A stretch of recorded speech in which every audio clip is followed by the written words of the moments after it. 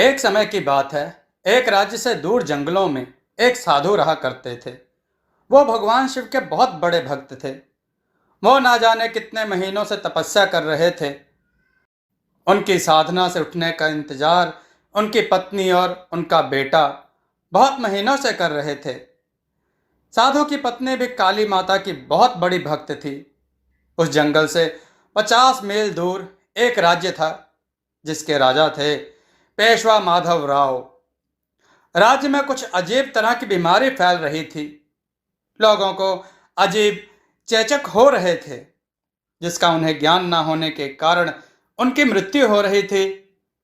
इसका उपाय करने के बाद भी काफी लोगों की जान जा रही थी, पर कोई हल नहीं मिल रहा था। मानो जैसे राज्य में एक भूचाल सा आ गया हो। हर तरफ महामारी थी। ऐसी स्थिति में राजा से राजपाट नहीं संभाला जा रहा था। राज्य के लोग अब तरह तरह की बातें करने लगे कि हमारा गांव श्रापित हो चुका है।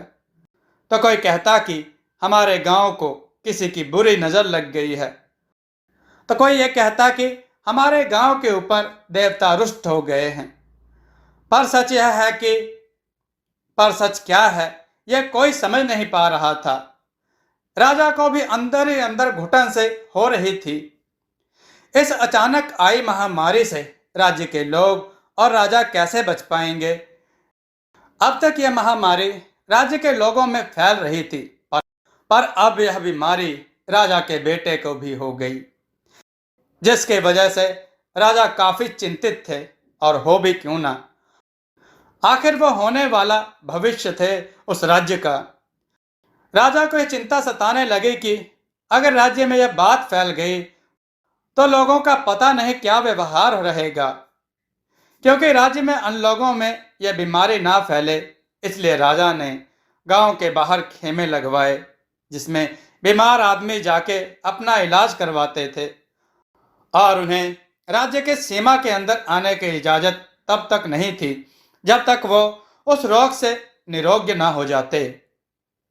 अब तो राजा की ऐसी हालत थी कि आगे कुआं तो पीछे खाई।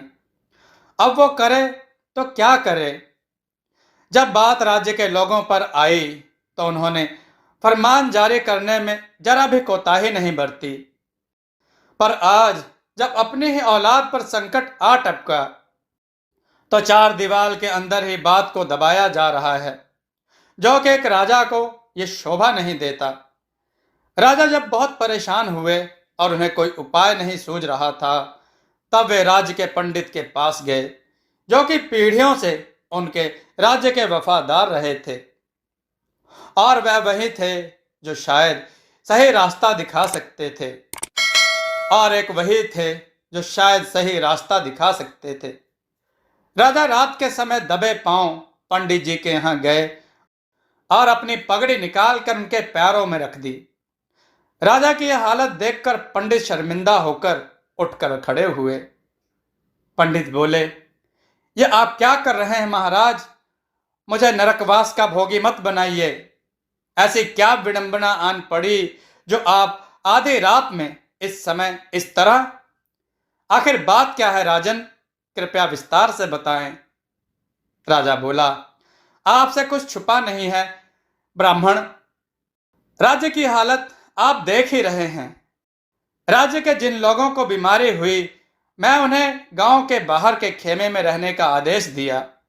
इसके पीछे मेरा उद्देश्य बस यही था कि राज्य के अन्य लोग जो अभी भी इस महामारी से सुरक्षित हैं, वो सावधानी से अपना जीवन जिएं।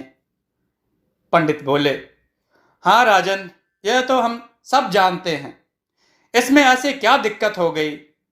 राजा बोले, हे ब्राह्मण जी, मेरी मदद करिए।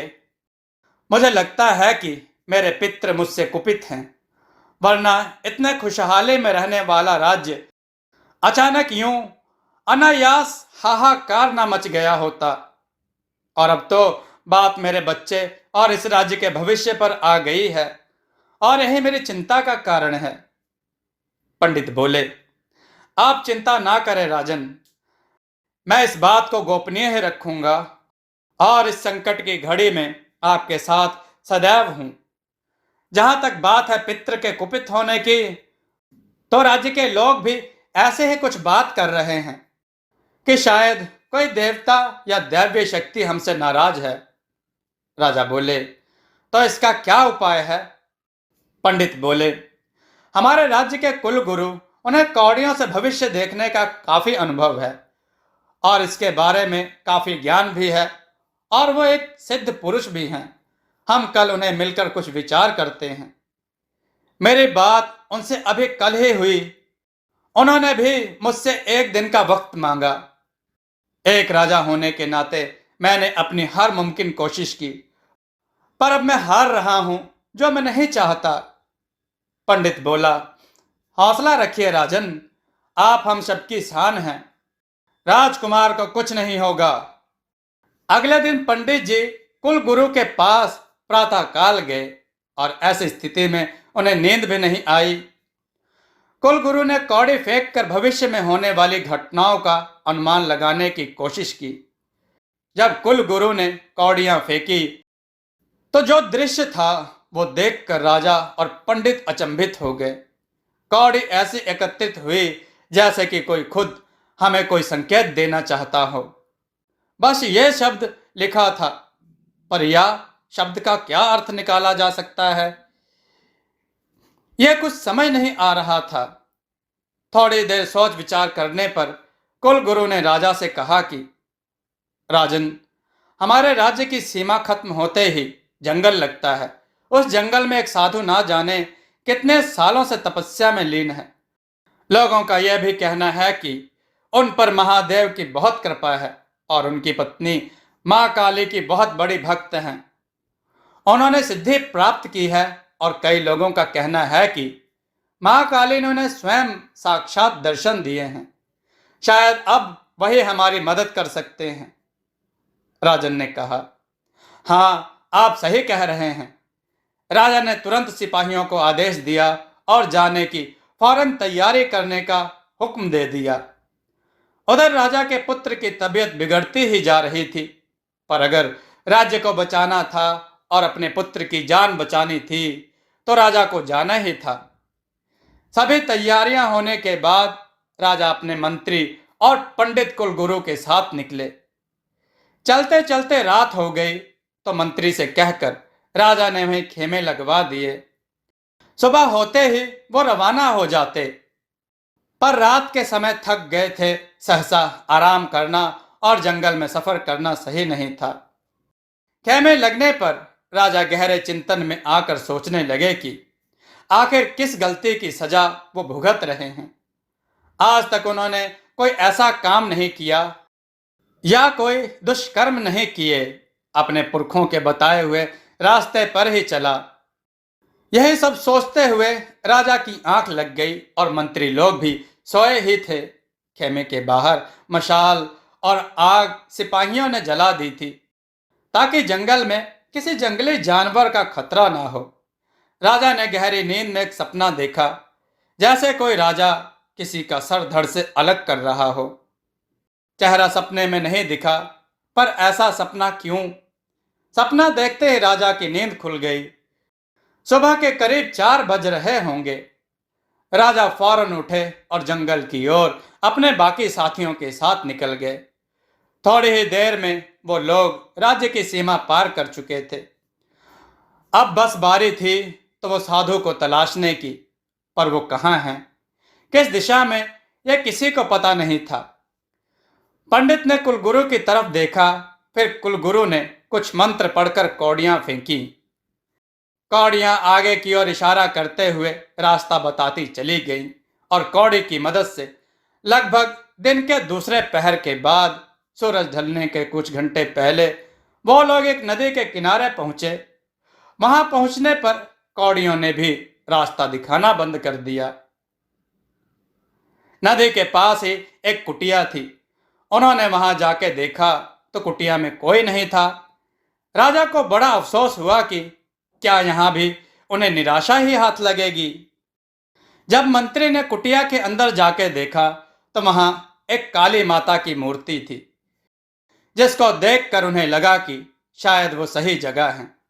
मंत्री ने आकर राजा को जानकारी दी और बताया कि अंदर एक काली माता की मूर्ति है। मंत्री अपनी बात पूरी कर ही रहे थे कि पंडित जी भी अपने साथ एक औरत को लेकर आए, जो और कोई नहीं, वो साधु की ही पत्नी थी। राजा ने तुरंत उन्हें हाथ जोड़कर प्रणाम किया। यहाँ आने की वजह वो बात ही हो रही थी कि उन्होंने कहा, कुछ मत कहिए, आपके यहाँ आने का कारण हम जानते हैं। यह सुनकर मंत्री और राजा हैरान रह गए।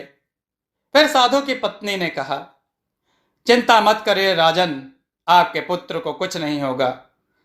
इतना कहकर वो काली माता की मूर्ति के चरणों पर पड़े कुछ फूल उठाए और माता से प्रार्थना की और कुछ मंत्र पढ़कर उस फूल पर फूंक मारी और राजा से कहा, जल्द से जल्द इस फूल को पीस कर दूध में मिलाकर अपने पुत्र को पिला दीजिए। राजा बोले, हे माता, मुझे माफ करना, मैं एक राजा हूं, बस अपने ही पुत्र की नहीं, सारे राज्य की जान बचाना चाहता हूं।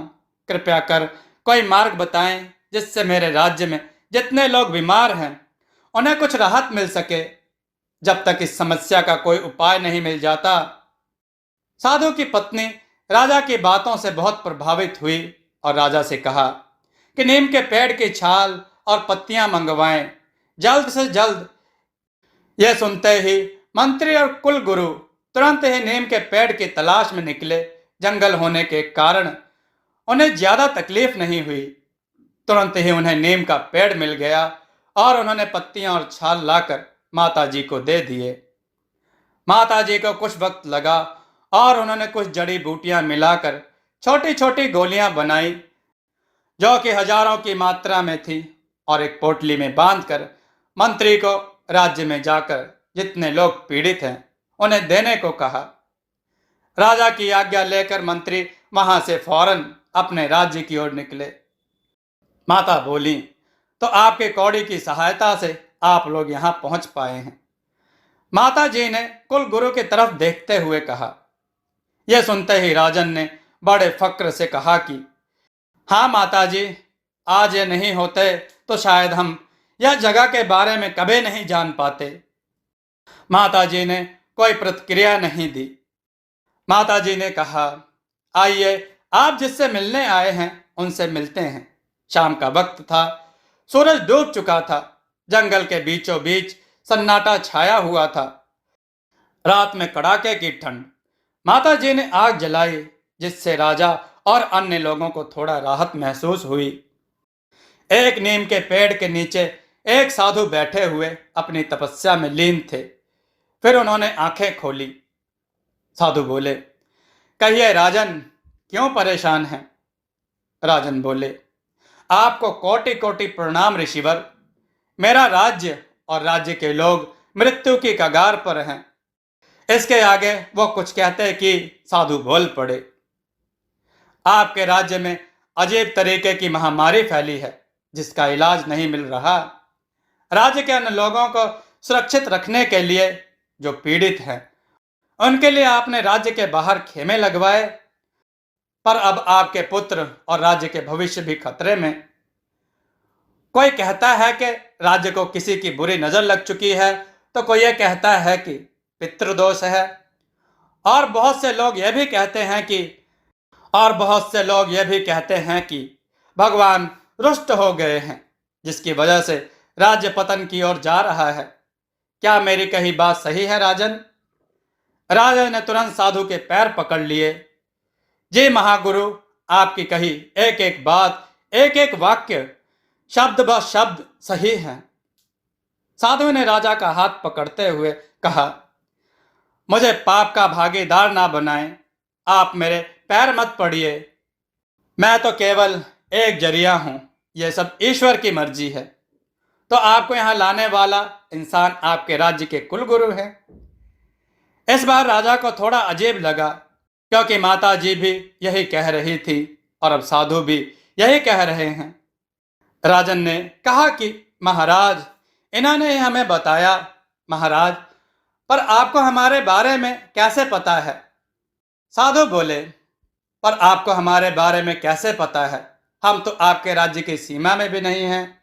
ना ही हम किसी से मिलते हैं, जंगल के बीचों बीच हैं, फिर आप हमारे बारे में कैसे जानते हैं? यह सुनकर कुलगुरु ने कहा, मुझे मेरे कौड़ियों ने बताया। महाराज ने कहा, अच्छा। साधु ने राजा से कहा, हे राजन, आपके राज्य में पहले वाली महामारी को थोड़ी रोक लगाने के लिए जो मेरे धर्म पत्नी ने जड़ी बूटियां दी हैं, वह आपके मंत्री राज्य में अभी तक सबको दे चुके होंगे। और जहां तक मुझे अंदेशा है, उस जड़ी बूटी ने असर दिखाना भी शुरू कर दिया होगा। आप उसकी चिंता ना करें, पर यह रोकथाम केवल कुछ क्षण के लिए है। राजा ने कहा, आप तो स्वयं उस भोलेनाथ के सेवक हैं जो अनंत काल से हैं। आप मेरे राज्य को इस महामारी से बचाइए। साधु ने कहा। दोस्तों, आपको यह कथा कैसी लगी? अपने विचार और सुझाव कमेंट में जरूर दें। हमारी कथाओं को लाइक करें, हमारे चैनल को सब्सक्राइब करना न भूलें। हमारी कथाओं को शेयर जरूर करें, जिससे लोगों को अच्छा ज्ञान प्राप्त हो। जय श्री राम भक्तों।